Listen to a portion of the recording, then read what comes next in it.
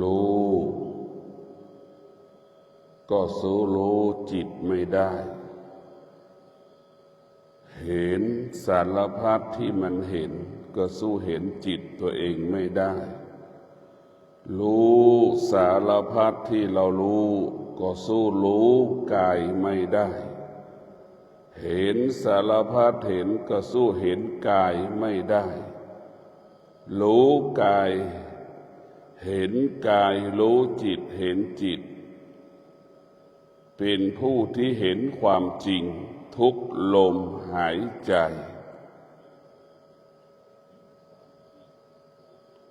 เห็นจิตเห็นกายที่มันสำแดงอาการเช่นจิตชอบใจไม่ชอบใจเราเห็นจิตที่มันออกอาการเห็นร่างกายสัมผัสกับร่างกายว่ามันเจ็บมันปวดลุกก็โอยนั่งก็โอยอันนี้แหละคือเป็นแก่นแห่งธรรม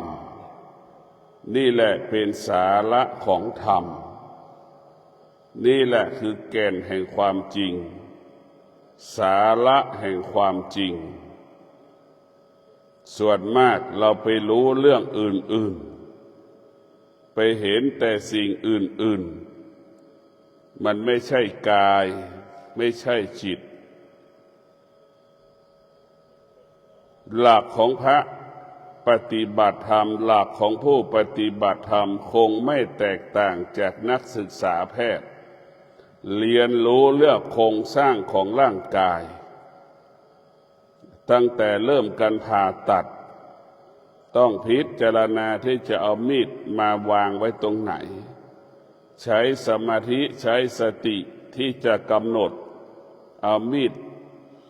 มากรีดหน้าอกเราเอามากรีดท้องเราเอามากรีดขาของเรายามที่เราเจ็บป่วยต้องผ่าตัดเราจะต้องเรียนรู้เรื่องระบบโครงสร้างร่างกายของเราตับไตไส้พุงมันประกอบไปด้วยอะไรบ้างนี่แหละเห็นกายเห็นจิตเห็นจิตเห็นกายนี่คือหลักของธรรมะสติปัฏฐานสี่ให้จิตอยู่กับกายให้จิตอยู่ในกายนี่แหละคือสติปัฏฐานสี่ผู้ที่ปฏิบัติธรรมไปรู้เรื่องนอกกายไปรู้เรื่องอื่นๆที่ไม่ใช่เรื่องกายกับจิตนั้นก็จะทำให้เราเกิดคำว่าลำบากกายลำบากใจทำให้เราทุกข์กายทุกข์ใจ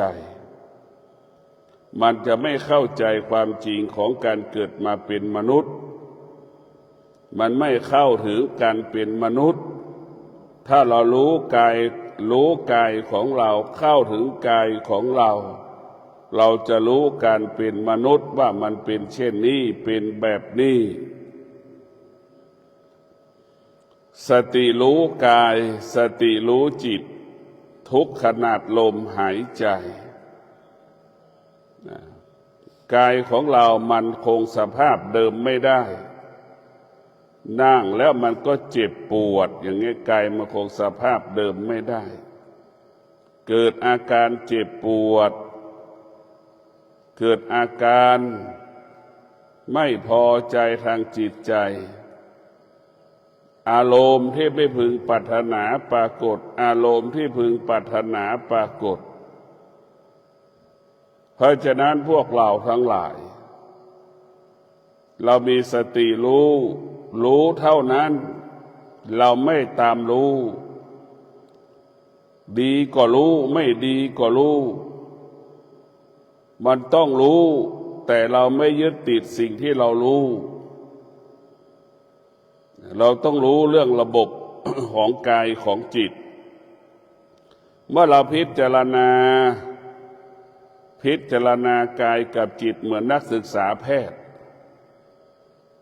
ดูระบบโครงสร้างของร่างกายตับไตไส้พุงระบบหายใจตับปอดม้าม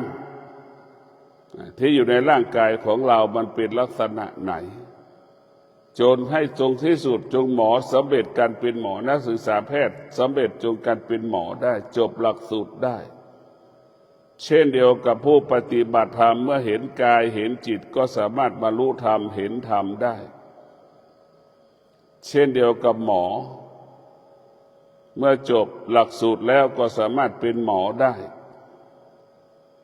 เพราะฉะนั้นพวกเราทั้งหลายผู้ที่ปฏิบัติธรรมจะต้องเห็นกายเห็นจิตเป็นสิ่งที่ประเสริฐที่สุดเป็นสิ่งที่มีค่าที่สุดเมื่อเรามีสติเราก็จะมั่นคงในการรับรู้เมื่อเรามีสติความมั่นคงตาที่รับรู้ในรูปจะไม่หลงในรูปมีสติในการดูรูปเมื่อตาสัมผัสกับรูปตาก็มีสติสติอยู่ที่ตาก็จะไม่หลงในรูปจะไม่ตัดสินใจใดๆเมื่อตาเห็นรูปพิจารณาดูเท่านั้นเรามีสติรู้ที่หูสัมผัสกับเสียงเรามีสติรู้เท่านั้นเราไม่เข้าไปยึดติดในสิ่งที่เรารู้นี่คือเป็นโครงสร้างที่ชีวิตของเราเรียกว่าตาหูจมูกลิ้นกายใจของเรามันเป็นต้นกำเนิดความสุขความทุกข์กิเลสตัณหาราคะความโลภความโกรธความหลงเศร้าโศกเสียใจเกิดตรงที่นี้หมดเช่นเดียวกันฝ่ายที่เป็นธรรมะก็เกิดขึ้นที่เดียวกันหมดที่ตาที่หูที่จมูกที่ลิ้นที่กายที่ใจของเราจิตใจเราจะสบายใจได้ก็อยู่ที่ตาหูจมูกลิ้นกายใจมันเป็นต้นกำเนิดทั้งสิ่งที่ดีและสิ่งที่ไม่ดีเมื่อเรามีสติรู้พิจารณาว่าอายตนะนี่เป็นต้นกำเนิดที่เป็นอกุศลและกุศลเมื่อเรารู้สิ่งที่เป็นกุศลมันสร้างสรรค์ชีวิตพัฒนาชีวิตเราก็รู้แล้วหรือเราจะรู้แล้วว่าสิ่งมันเป็นสร้างสรรค์ชีวิตพัฒนาชีวิตเราก็รู้สิ่งที่เป็นอกุศลเบียดเบียนชีวิตทำลายชีวิตเมื่อเรารู้สองอย่างสิ่งที่สร้างสรรค์ชีวิตสิ่งที่เบียดเบียนสิ่งที่ทำลายชีวิตเราจะเลือกเอาสิ่งใดดีทุกคนก็จะเลือกเอาสิ่งที่เป็นกุศลสร้างสรรค์ชีวิต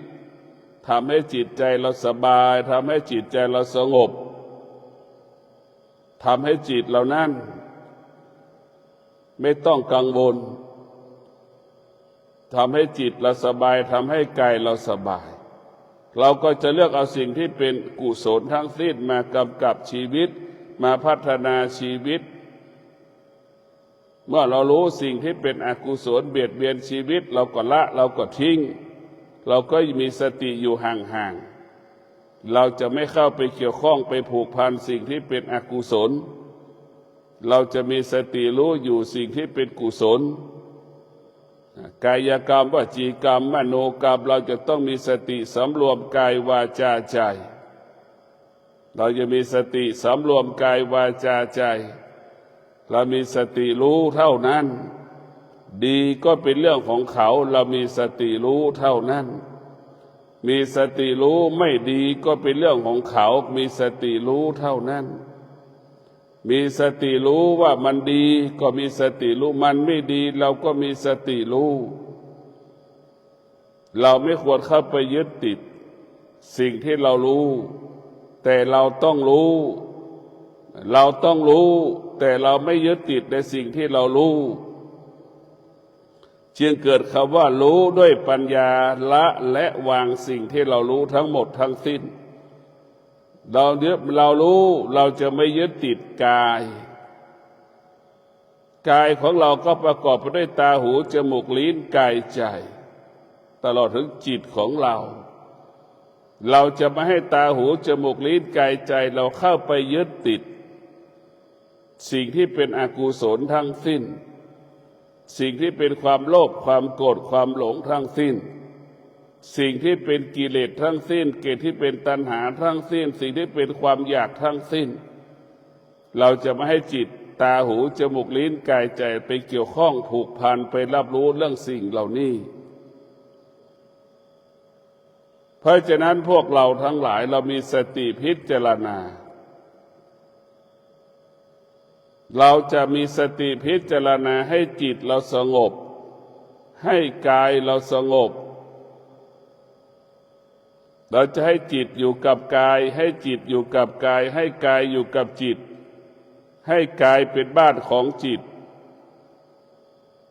ให้กายเป็นตำราให้จิตอ่านตำราให้กายนั้นเปรียบเสมือนให้กายเป็นคนตายให้กายเปรียบเสมือนคนตายให้จิตเปรียบเหมือนนักศึกษาแพทย์เรียนรู้เรื่องโครงสร้างของร่างกายเราจะให้พิจารณาแบบนี้ร่างกายของเราก็เปรียบเสมือนคนที่ตายที่ภาษาการแพทย์ว่าอาจารย์ใหญ่นักศึกษาแพทย์ก็คือตัวจิตเราต้องศึกษาเรียนรู้เรื่องกายของเราสติเปรียบเสมือนอาจารย์ที่เป็นอาจารย์ใหญ่สอนนักศึกษาแพทย์นะครับตัวสติจะรู้เรื่องโครงสร้างของร่างกายอย่างละเอียดถี่ถ้วนชำนาญสามารถวิเคราะห์ได้โรคสารพัดโรคที่มันปรากฏขึ้นในร่างกายของเรานี่เราพิจารณาชีวิตของเรามันก็อยู่ที่กายกับจิตเท่านั้นเมื่อกายกับจิตมีสติเมื่อกายกับจิตมีสติกายกับจิตก็มั่นคงกายกับจิตก็ยั่งยืนกายกับจิตก็งอกงามเบิกบานผ่องใสตลอดกาลเวลา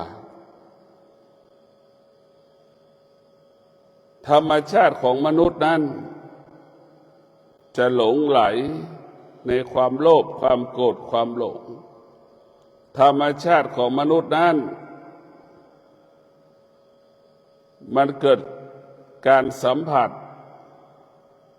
เรียกว่าสัมผัสกับสิ่งต่างๆเป็นเหตุให้เกิดความอยากความโลภก็ดีความหลงก็ดีความโกรธก็ดีมันเกิดทีหลังเราเกิดความโลภเกิดที่ไหนที่ตาเห็นรูปความอยากเกิดที่ไหนก็ที่ตาเห็นรูปความเกลียดความชังเกิดที่ไหนที่ตาเห็นรูปนี่แหละมันเกิดมาทีหลังเราเมื่อตาไปสัมผัสคนแก่ก็ไม่ชอบเห็นคนหนุ่มก็ชอบเห็นคนเจ็บป่วยก็ไม่ชอบหลบหลีกหนีนะอันนี้มันเป็นสิ่งที่เราต้องพิจารณาทำไมจิตเราเป็นเช่นนี้หนุ่มสาวนั่นคืออดีตของเราคนแก่ก็คืออนาคตของเราให้เราพิจารณาในอนาคตของเราก็คือเหมือนคนแก่ๆอายุ90นั่นคืออนาคตของเราคนแก่ๆในปัจจุบันอดีตก็คือเรามันเป็นหนุ่มเป็นสาวอย่างเรานี่แหละให้เราคิดแบบนี้เห็นความจริงที่ปรากฏคนแก่คือเราในอนาคตหนุ่มสาวก็คือคนแก่ในอดีตเราจะเห็นสองอย่างหงายกับคว่ำสภาพของคนแก่ก็ลุกยากนั่งยากลุกก็โอยนั่งก็โอย สภาพของคนหนุ่มทำอะไรก็คล่องตัวไปหมดลุกยากนั่งลุกก็ง่ายนั่งก็ง่ายสะดวกสบายไปหมดไม่ต้องติตองต้องพิจารณาอะไรมากธรรมชาติของหนุ่มสาวก็ไม่ต้องคิดมากเสื่อมาเป็นปกติของมันดังที่ได้กล่าวว่าความชั่วก็ดีความดีก็ดีสิ่งที่เป็นธรรมสิ่งที่เป็นอกุศลมันเกิดจากอายตนะเราไปสัมผัสถูกต้องจึงเกิดสองสิ่งนี้ขึ้นมาอธรรมและอกุศลสิ่งที่เป็นธรรมกับสิ่งที่เป็นอกุศลสิ่งที่เป็นกุศลกับสิ่งที่เป็นอกุศลถ้าเราไม่ได้ฝึกเราก็จะยึดติดสิ่งที่เป็นอกุศลถ้าเราฝึกจิตเราก็จะเลือกเอาสิ่งที่เป็นกุศลทั้งสิ้นเพราะฉะนั้นพวกเราต้องพิจารณาเกิดมาเราไม่เสียชาติเกิดถ้าเรารู้เรื่องกายเราไม่เสียชาติเกิดว่าร่างกายของเรามันไม่เที่ยงให้รู้ว่าร่างกายของเราควบคุมไม่ได้ให้รู้ว่าร่างกายของเรานั้นคงสภาพเดิมไม่ได้ให้รู้ว่าร่างกายของเราเป็นสิ่งที่ไม่ทนเป็นสิ่งที่ทนได้ยากให้เรารู้เช่นนี้ เรารู้เช่นนี้ก็พอแล้วเราไม่ต้องไปรู้เรื่องอื่นๆธรรมะก็เกิดขึ้นที่กายนี่แหละ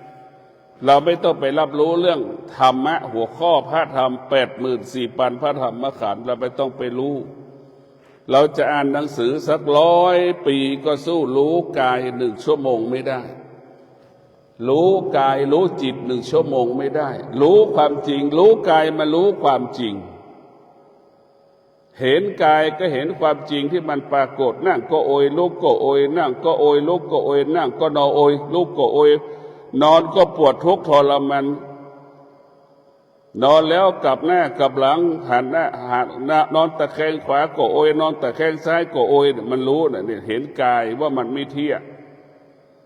จิตก็ไปตอบสนองกายมันไปหมดเลยเพราะฉะนั้นให้จิตเห็นกายว่ากายมันไม่เที่ยงจิตก็ไม่ต้องไปตอบสนองรู้เฉยๆรู้เท่านั้นเราอ่านหนังสือแล้วก็ไปติดตัวหนังสือว่าเป็นความจริงความจริงแค่ตัวหนังสือแต่ความสุขเรายังไม่เคยสัมผัสความทุกข์เราไม่เคยสัมผัสความเจ็บปวดเรายังไม่เคยสัมผัสเราจะรู้ได้อย่างไรพอเราเข้าสู่ความเป็นจริงแล้วมาอีกอย่างหนึ่งเหมือนเราซื้อรองเท้าละคู่ละ5,000อย่างเงี้ยคู่ละ10,000อย่างเงี้ยเราต้องรู้ว่ารองเท้าคู่ละ5,000คู่ละ10,000นี่มันอาศัยไว้เฉยๆมันไม่ให้เดินทางเราก็ติดเขาว่ารองเท้านั่นแหละแต่เราขาดการพิจารณาเอารองเท้าคู่ละ10,000นี่แล้วก็เป็นเดินทาง1 กิโลนี่มันเดินไม่ได้มันเดินไม่ได้หรอกเพราะมาเกิดอาการสำแดงอาการระหว่างรองเท้ากับผิวหนังของเรามันจะเกิดอาการสีกันท้ายสุดมันก็สู้รองเท้าคู่50 บาทไม่ได้20 บาทไม่ได้รองเท้าแตะเห็นไหมเดินทางคล่องเดินทางง่ายเห็นไหมเราจะต้องพิจารณาแบบนี้รองเท้าคู่ละ10,000คู่ละ5,000นั้นใช้เฉพาะเดินไม่กี่ก้าวไม่ใช่ให้ใช้ให้มันเดินใส่เฉยๆให้มันอวดกันเฉยๆนี่มันต้องพิจารณาอย่างละเอียดแต่พวกเราต้องพิจารณาอย่างละเอียดถี่ถ้วนเราจะรู้ความจริงที่เกิดขึ้นร่างกายของเรามันไม่เที่ยงเห็นไหมตั้งแต่ไหนมันเที่ยงมันไม่มีสิ่งใดที่มันเที่ยงตาของเรามันก็ไม่เที่ยงวันหนึ่งมันก็เจ็บมันก็ปวดเคยเห็นตัวหนังสือเล็กๆป่านนี้มันก็ไม่รับรู้ตัวหนังสือเล็กแล้วไม่เห็นตัวหนังสือแล้วดำพืชแล้วนี่มันไม่เที่ยงเกิดขึ้นหูของเราก็เช่นเดียวกันมันไม่เที่ยงทั้งสิ้นมันไม่เที่ยงจากได้ยินกับไม่ได้ยินเห็นไหมมันไม่เที่ยงจากที่รู้กับไม่รู้หูของเราเห็นไหมมันเสื่อมไปตลอดเวลา ทุกเรื่องเหมือนคนแก่คนเฒ่าเวลาเจ็บป่วยเห็นไหมอร่อยก็ไม่มีคำว่าอร่อยเลยรูปรสกลิ่นเสียงไม่มีค่าไม่มีความหมายตอนที่เราแก่ๆแล้วก็ป่วยเห็นไหมเราไม่รู้อย่างนั้นแหละเราก็พิจารณาดูเพื่อรู้แล้วไม่ให้มันรู้เนี่ยคือหลักการคิดนี่แหละรู้แต่เราไม่ยึดติดสิ่งที่เรารู้ทุกอย่างละทุกอย่างรู้ทุกสิ่งละทุกสิ่งให้เราเป็นแบบนั้นเป็นอย่างนั้นรู้ทุกอย่างละทุกอย่างรู้ทุกสิ่งละทุกสิ่งมันจึงจะเกิดความว่าดีงามกับชีวิตของเราชีวิตของเรานั้นมันไม่ง่าย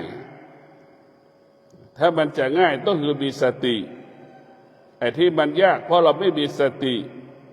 ที่เราสำเร็จเพราะเรามีสติที่เราไม่สำเร็จเพราะเราขาดสติที่เราสงบสุขเพราะเรามีสติที่มันไม่สงบเพราะเราขาดสติสตินี่แหละจะทำให้ชีวิตเราปกติมันไม่มีสิ่งใดที่ยิ่งใหญ่กว่าสติมันไม่มีแล้วสติก็เปรียบเสมือนคนถือท้ายเรือชีวิตเราร่างกายของเราก็เหมือนคนเหมือนเรือนะมันจะพาไปถึงจุดหมายได้อยู่ที่ท้ายเรือเราจะต้องพิจารณาสติเท่านั้นสติคือผู้สึกตัวตลอดเวลารู้กายรู้จิตดีกว่ารู้หนังสือเป็นหมื่นเท่ารู้กายรู้จิตเห็นกายเห็นจิตดีกว่าเห็นคนอื่นสิ่งอื่นเป็นล้านเท่าเพราะฉะนั้นพวกเราทั้งหลายเราจะต้องทำให้จิตเราเกิดปัญญาทำให้จิตเราเกิดปัญญาทำให้จิตเราเกิดปัญญามันจะรู้ความจริงเห็นความจริงทำให้จิตนั้นเกิดวิชาให้ได้วิชากับปัญญาต้องให้มันเกิดเมื่อจิตเรามีวิชากับปัญญาแล้วมันจะไม่หลงในรูปในรสในกลิ่นในเสียงมันจะไม่ยึดติดในสิ่งที่สมมติทั้งสิ้นทุกวันนี้เราไปติดในสิ่งสมมติเราเห็นและสังเกตว่าชายก็ดีหญิงก็ดีเนี่ยมันไม่มีหรอกชายและหญิงเราสมมติขึ้นเองว่าเป็นชายเป็นหญิงเหมือนชื่อก็ไม่ได้เกิดขึ้นมาพร้อมกับเราเกิดเราสมมติขึ้นว่านี่ชื่อผู้ชายนี่ชื่อผู้หญิงเรียกอย่างนี้มันเป็นสมมติกันกระทั่งสิ้นควายตัวผู้ควายตัวแม่ก็เช่นเดียวกันมันก็สมมติทั้งสิ้นหมาตัวผู้หมาตัวแม่ก็สมมติทั้งสิ้นมันไม่มีมันเหมือนกันหมดเราก็ไปติดสมมติทั้งสิ้นสิ่งสมมติได้ทำให้เราไปหลงมันเพราะฉะนั้นพวกเราทั้งหลายสติได้จะให้รู้ความจริงเห็นความจริงโดยเฉพาะปัญญากับวิชาให้เรารู้ความจริงลูกคนไหนที่มีวิชามีปัญญาเนี่ยจะดูแลพ่อดูแลแม่ให้ความสำคัญพ่อแม่ตัวเองเป็นใหญ่ให้พ่อแม่เป็นเลขหนึ่งให้สามีเป็นเลขสองอย่างนี้ลูกที่ขาดลูกที่มีอวิชชาลูกที่ขาดปัญญาก็จะให้ความสำคัญสามีตัวเองนะนี่แหละขาดให้ความสามีตัวเองใหญ่กว่าพ่อแม่ตนเองนะส่วนมากมันก็จะเป็นอย่างนี้กันหมดมีแต่อวิชชาแล้วขาดปัญญาจึงให้ความสำคัญผิดสามีตนเองเหนือกว่าพ่อแม่ตนเองมันเป็นเช่นนี้จำนวนมากลูกที่มีวิชาลูกที่มีปัญญา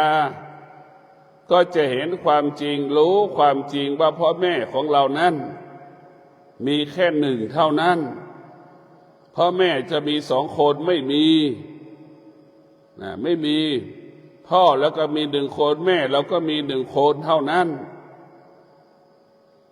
เมื่อรู้แบบนี้มันก็จะให้ความสำคัญแก่พ่อแม่ตนเอง เราจะต้องดูแลพ่อแม่ตนเองปฏิบัติดูแลตัวแม่ตัวเองทุกอย่างจะเกิดเขาว่าสำรวมดูแลลูกที่มีวิชาลูกที่มีปัญญาสำรวมกายวาจาใจในการเลี้ยงดูแม่ไม่ทำให้แม่นั้นร้องไห้เสียใจไม่ทำให้แม่สะเทือนหวั่นไหวใดๆทั้งสิ้นลูกที่มีวิชาแล้วก็จะสำรวมกายวาจาใจในการเลี้ยงแม่อย่างด้วยความละเอียดปราณีตสุขุมรอบคอบสภาวะจิตของเราเนี่ยจะทำให้กายวาจาใจเราละเอียดนิ่มเคารพแม่ให้เกียรติแม่อันนี้ลูกให้มีปัญญาและมีวิชานั้นจะมีคำว่าจิตสภาวะจิตละเอียดกายก็จะละเอียดใจกายนั้นก็ละเอียดจิตก็ละเอียดเพราะฉะนั้นพวกเราทั้งหลายวิชากับปัญญานั้นเป็นของคู่การเห็นความจริงรู้ความจริงละความจริงเห็นความจริงอยู่เหนือความจริงเห็นความจริงก็ไม่ตามรู้สิ่งที่ความจริงปรากฏเห็นเฉยๆรู้เฉยๆสักแต่รู้เฉยๆสุขก็รู้เฉยๆทุกข์ก็รู้เฉยๆอะไรปรากฏที่เรารับรู้สัมผัสทางตาทางหูทางจมูกลิ้นกายใจเราก็รู้เฉยๆ รู้เฉยๆเท่านั้นรู้เท่านั้นรู้เฉยๆรู้เท่านั้นรู้แบบนี้แหละจึงฝากให้เราพิจารณาว่าชีวิตของเรานั้นมันไม่มีอะไร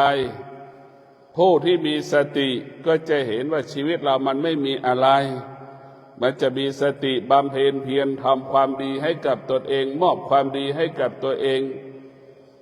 จะให้กายของเราสะอาดบริสุทธิ์ให้จิตเราสะอาดบริสุทธิ์เท่านั้นแหละคือผู้ที่มีสติจะไม่สร้างบาปกรรมให้กับตนเองจะไม่สร้าง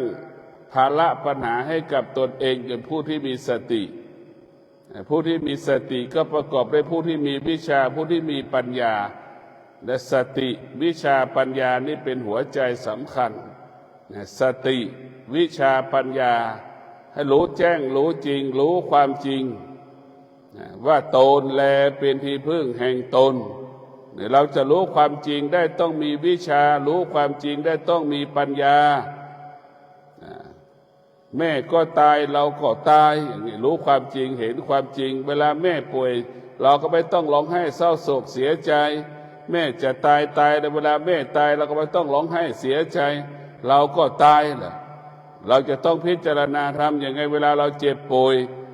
ไม่ต้องให้ลูกมาร้องไห้เสียใจแบบเหมือนเราเสียใจกับแม่เนี่ยเราต้องเอาความจริงมาสอนลูกเราต่อเราสัมผัสกับความเจ็บป่วยของแม่เราสัมผัสความตายของแม่จิตเราเป็นแบบไหนเราก็เอาไปสอนลูกแบบนั้นให้ลูกรู้เรื่องความจริงวันหนึ่งที่แม่ป่วยลูกไม่ต้องไปทุกข์ทรมานลำบากแต่สอนความจริงสอนความจริงปกติมันก็แก่มันก็เจ็บมันก็ตายเป็นปกติจะเป็นโรคไม่เป็นโรคมันก็ตายหมอจะรักษาไม่รักษามันก็ตายมันเหมือนกันหมดเราไม่ต้องไปยึดติดรู้อย่างเดียวเท่านั้นพอแล้วรู้ด้วยสติรู้ด้วยวิชารู้ด้วยปัญญารู้ความจริงมันจะอยู่เหนือความจริงที่มันปรากฏเศร้าโศกเสียใจไม่ปรากฏจะไม่มีเหตุผลไม่สงสัยกับสิ่งที่เรารู้สิ่งที่มันปรากฏเราจะอยู่เหนือมันทั้งหมดทั้งสิ้นรู้เท่านั้นจริงๆแล้วมันไม่มีอะไรให้เรารู้หรอกเราเข้าไปรู้มันเองมันไม่มีอะไรให้เรารู้แต่เราไปรู้มันเองเป็นอย่างนั้นเป็นอย่างนี้นี่คือเราเข้าไปรู้ของมันไม่มีอะไรให้เรารู้เหมือนกันหมดทั้งชายทั้งหญิงก็เหมือนกันหมดผู้ชายก็มีความอยากผู้หญิงก็มีความอยากเสมอมากันหมดเราไม่ต้องไปรับรู้ตัวเรานี่แหละเราต้องรู้ตัวเราก่อนเราไม่ต้องไปรับรู้เรื่องคนอื่นสิ่งอื่นเราต้องรู้เรื่องตัวเราเท่านั้นทุกวันนี้เราไปรับรู้เรื่องคนอื่นเขาคิดยังไงเนี่ยเราคิดยังไงเขาก็คิดอย่างนั้นแหละเขาไปจับไฟทุกคนมันก็รู้ว่าร้อนคำตอบก็คือร้อนเหมือนกันหมด ทุกคนไปสัมผัสกับน้ำทุกคนก็บอกว่ามันเย็นเหมือนกันหมดทุกคนไปสัมผัสกับก้อนหินทุกคนก็บอกว่ามันหนักเหมือนกันหมดแล้วก็เป็นเช่นนี้เหมือนกันหมดให้เข้าใจเรื่องความจริงเข้าใจเรื่องความจริงแต่เราไม่เข้าถึงความจริงแล้วก็ไปปรุงแต่งแล้วว่าไปปรุงแต่งกับความไม่เป็นจริงเราไปปรุงแต่งเมื่อเราไปปรุงแต่งไปแล้วก็จบชีวิตเราก็ลำบากชีวิตเราก็ลำบากชีวิตเราก็ประสบปัญหาเกิดเขาว่าความทุกข์ตลอดเวลาชีวิตของเรานั้นทุกข์เพราะเราเข้าไปยึดติดทุกข์เพราะเราเข้าไปปรุงแต่งเมื่อเราไม่ปรุงแต่งมันเมื่อเราไม่เข้าไปยึดมันไม่มีทุกข์ทุกอย่างมันเป็นปกติของมันโดยเฉพาะธรรมชาตินั้นเป็นปกติกิเลสมันก็เป็นปกติของมันหน้าที่มันเกิดมาเป็นแบบนั้นกิเลสมันก็เปรียบเสมือนหมามันเกิดมามันก็กินขี้เป็นอย่างนั้นแหละกิเลสก็เป็นเช่นนั้นแหละหน้าที่กิเลสก็เป็นเช่นนั้นเหมือนหมาน่ะเป็นเช่นนั้นแหละเราเข้าใจว่ามันเป็นปกติของมันเรารู้มันเราก็อยู่เหนือมันก็มีแค่นี้มันไม่มีอะไรสักอย่างเรารู้มันเราก็ละมันก็ไม่มีอะไรสักอย่างที่มีปัญหาคือเราไม่เท่าทันสิ่งที่เรารู้เราไม่เท่าทันสิ่งที่เรารู้เราก็ไปยึดติดสิ่งที่เรารู้คนจำนวนมากก็กลายเป็นหนูติดกาวกันหมดไปหลงไปติดซึ่งกันและกันดั่งสามีก็ไปหลงภรรยาไปยึดติดในภรรยาก็ไปยึดติดในสามีแม่ก็ไปยึดติดในลูกก็ไปยึดติดในแม่นี่แหละท้ายสุดจึงเป็นหนูติดกาวผัดกันแม่ก็กลายเป็นกาวลูกก็กลายเป็นหนูติดกาวลูกเป็นกาวแม่ก็กลายเป็นหนูติดกาวก็เป็นอย่างนี้แหละสามีก็เป็นกาวภรรยาก็กลายเป็นหนูติดกาวมันก็เวียนว่ายตายเกิดอย่างนี้แหละเรียกว่าเวียนว่ายตายเกิดมันไปไหนไม่ได้ก็เพราะเราไปหลงไปยึดติดจึงอยู่กับอวิชชาทั้งสิ้นสิ่งเหล่านี้เป็นสิ่งสมมุติเมื่อสิ่งสมมุติมันเกิดขึ้นแล้วเราอยู่ภายใต้สิ่งสมมุติมันจะทำให้เราเป็นทุกข์ประสบปัญหาตลอดเวลาเราไม่ต้องไปยึดติดสมมุติเราต้องอยู่กับความเป็นจริงอย่างน้ำท่วมเมืองเชียงใหม่นะก็รู้ว่าน้ำมันท่วมมันเกิดขึ้นสิ่งที่มันเกิดก็คือสิ่งที่มันดับให้เข้าใจเช่นนี้เราไม่ต้องไปหารถเอามาสูบน้ำเพื่อจะเอาน้ำไปทิ้งมันไม่ต้องเราให้เรารู้มันก็พอแล้วดังที่บอกว่ารู้มันน้ำมันเกิดน้ำท่วมมาสิ่งนั้นก็น้ำมันไม่ท่วมมันก็ไม่เที่ยงมันไม่เที่ยงอยู่แล้วความทุกข์ที่เราประสบอยู่ขนาดนี้มันก็ไม่เที่ยงอยู่แล้วเราไม่ต้องมีเหตุผลว่าน้ำท่วมทำให้เราเกิดความทุกข์เรานั่งอยู่เฉยๆความทุกข์มันก็เกิดเรานอนอยู่เฉยๆแล้วความทุกข์มันก็เกิดนอนในห้องแอร์มันก็ยังเกิดความทุกข์อยู่นะมีกินมันก็ยังเป็นทุกข์อยู่ความทุกข์เกิดจากอวิชชาทั้งหลายทั้งปวงความทุกข์เกิดจากขาดสติขาดปัญญาพวกเราต้องมีสติอยู่กับความเป็นจริงมันไม่มีหรอกถ้าเราไม่เข้าใจแล้วก็บอกว่าน้ำท่วมพาให้เราทุกข์เราก็จะพูดอย่างนี้เพราะน้ำท่วมไม่ได้ทำให้เราต้องเสียเงินมีเงินมันก็ต้องซื้อของเราไม่ซื้อวันนี้เราก็ต้องซื้อวันหน้า